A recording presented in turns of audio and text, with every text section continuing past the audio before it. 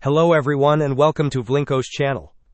In today's video, I will show you how to fix Microsoft Store error hexadecimal 803f8001 on your Windows 11 computer. And now let's get started.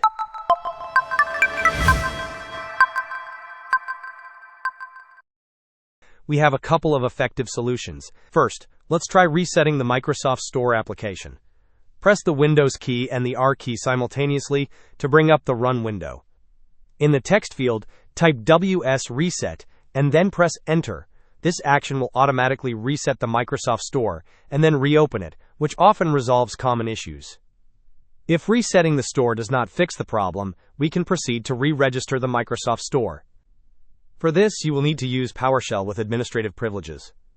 First, search for PowerShell in your Windows search bar. Once it appears, right-click on it and select Run as Administrator. A new window will open. You will need to copy and paste a specific command into this PowerShell window. This command will re-register the Microsoft Store, and this step is highly effective in fixing persistent errors like hexadecimal 803f8001. Hope this was helpful. Don't forget to like and subscribe if you enjoyed. As always, thanks for watching, and I will see you in the next video.